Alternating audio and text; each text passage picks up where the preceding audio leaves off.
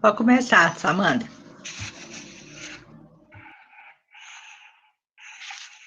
Boa tarde para todos. Meu nome é Samantha Lopes e hoje no seminário vou falar sobre a técnica CRISPR-Cas no programa de melhoramento em plantas.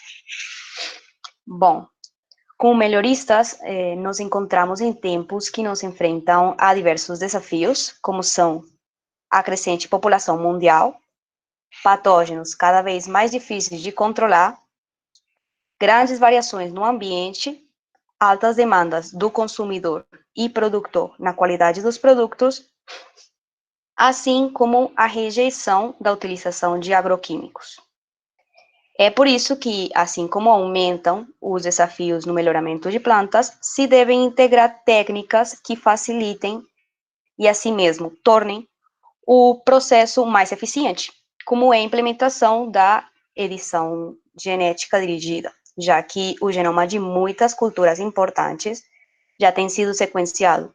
Agora, o passo que segue é usar essa informação, identificando as funções dos genes que controlam caracteres agronomicamente importantes, e para isso precisamos de ferramentas de edição genéticas eficientes. Na atualidade, as ferramentas mais usadas na edição do genoma em plantas são as nucleasas de dedos de 5, as nucleasas efectoras ativadoras de transcrição e, por último, CRISPR-Cas do tipo 2. Entre estas ferramentas, CRISPR-Cas tem mostrado o maior potencial para a edição do genoma em plantas. Esta tecnologia está adaptada de bactérias e arqueias, especificamente de um sistema de defesa utilizado para detectar e destruir fagos, que são vírus que atacam as bactérias. Então, para entender bem a técnica, começamos pelo significado da palavra, que se traduz como repetições palindrômicas curtas, agrupadas e regularmente interespaçadas. Então, como a palavra disse, são repetições de segmentos curtos de DNA, aproximadamente entre 20 e 50 pares de base de comprimento. Palindrômicas, como a gente já sabe, uma sequência palindrômica é aquela que se consegue ler do mesmo jeito em um sentido enquanto o outro, estando agrupadas e interespaçadas regularmente por sequências diversas chamadas espaçadores, que corresponderiam a segmentos externos de DNA que foram incorporados no genoma da bactéria. Associadas a essas sequências existem uma quantidade de genes, os genes Cas, os quais se traduzem em proteínas Cas, sendo geralmente helicasas, que separam as fitas de DNA, e nucleases, que as cortam. E, por último, existem genes que se transcrevem em RNAs transativadores, que servem para ajudar na maturação dos transcritos. Então, de forma constante, as sequências CRISPR e as sequências espaçadoras se transcrevem em um RNA só, que é chamado de RNA pre-CRISPR. Assim mesmo, os genes de RNA transativador se enlaçam com o RNA pre-CRISPR, participando no processo de maturação. Com isso, a ribonucleasa 3 consegue separar cada uma das sequências, criando segmentos de espaçadores com espaçadores individuais, que seriam sequências de RNA CRISPR já maturas. Finalmente, um dos genes Cas se transcreve e se traduz em uma enzima Cas, para assim formar um complexo com o RNA CRISPR. Então, existem muitos genes Cas, os quais são utilizados segundo o tipo de interferência que seja precisa no momento, existindo 3 tipos de interferência, as do tipo 1, 2 e 3. A interferência do tipo 1 atua junto com a do tipo 3 e é ativada ao ser detectada a invasão de um vírus desconhecido, no qual não se tenha um espaçador que coincida com ele no genoma da bactéria. Nesse caso, se expressam os genes Cas, que formam o complexo Cas1, Cas2. Esse complexo interage com o DNA viral desconhecido e dele se forma uma sequência protoespaçadora, que é incorporada pelo complexo no genoma bacteriano. Já a interferência do tipo 2 se ativa no momento em que a invasão é feita por um bacteriófago já conhecido, no qual já se tenha uma sequência espaçadora no genoma da bactéria. O DNA injetado é reconhecido pela afinidade que tem com um dos espaçadores do complexo CRISPR, cortando e assim mesmo inativando o material viral. Além dessas duas interferências que já falei, também existe o sistema CRISPR-CPF1, que é parecido à interferência do tipo 2, mas é um pouco mais simples, já que só precisa de um RNA CRISPR, não sendo necessário o RNA transativador, e também varia na forma do corte. Enquanto na interferência do tipo 2, que aqui corresponde à proteína Cas9, o corte é reto, nesse sistema o corte do DNA é irregular. Então, pelo explicado anteriormente, podemos ver como o sistema CRISPR se divide em 3 fases, sendo a fase adaptativa, de expressão e de interferência. A fase adaptativa é aquela em que as enzimas associadas a CRISPR adquirem os espaçadores do DNA estranho e o integram no genoma, seguido da síntese de uma nova repetição CRISPR. Na fase de expressão, se transcreve a sequência de repetição CRISPR junto com os genes que produzem as proteínas Cas para assim formar o RNA CRISPR. E, por último, na fase de interferência, o RNA CRISPR guia a maquinária ou DNA complementar para assim fazer o corte no DNA exógeno na área certa. Bom, mas isso tudo é o que acontece de forma natural na bactéria. Para que o sistema possa ser utilizado na edição programável de qualquer genoma e conseguir ser transferido, é necessário simplificar toda a maquinária, já que seria muito complicado transferir todos os componentes que o conformam. É por isso que a maioria dos procedimentos realizados tem utilizado principalmente interferência do tipo 2, já que é a que menos componentes precisa para realizar a sua função, utilizando apenas uma proteína Cas com atividade endonucleasa, geralmente é uma Cas9, que na maioria dos casos é tirada de Streptococcus, mas recentemente está sendo mais utilizada a endonucleasa CPF1, ao ser mais simples. Junto com essa proteína Cas, se utiliza também um RNA guia, conjunção do RNA CRISPR maturo e o RNA CRISPR transativador. Esses fragmentos são desenhados em programas de bioinformática. Tudo isso num mesmo transcrito. Agora, para a expressão na célula objetivo, é necessário escolher um método de liberação que, como podem ser, os vetores de expressão de mamíferos, a transdução lentiviral, a transdução por vírus adenoassociados, plasmídeos com o RNA de Cas9 e o RNA guia, e a liberação do complexo Cas9 junto com o RNA guia por lipídios catiônicos. Todas estas técnicas permitem a coexpressão da Cas9 junto ao RNA guia no organismo objetivo.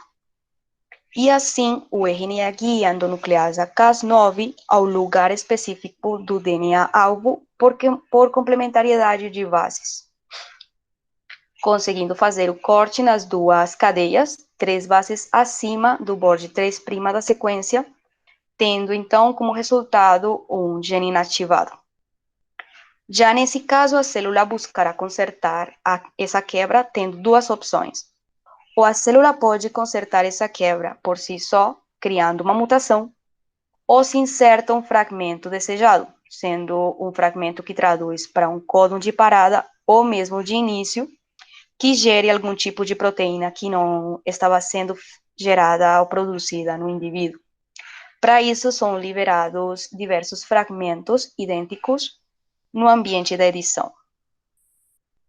Bom, mas a edição genética mediada por CRISPR-Cas9 não é utilizada apenas para pesquisa sobre a detecção da funcionalidade dos genes, sino que também é utilizada como técnica que proporciona novas alternativas que facilitam o processo do programa de melhoramento de plantas. Então, no programa de melhoramento de plantas, a modificação por CRISPR pode ser feita ou por transgenia ou por protoplastos e células embrionárias de forma in vitro. Sendo por transgenia, o transformado é mediado por Agrobacterium, obtendo uma planta transgênica, sendo nesta etapa a geração T0.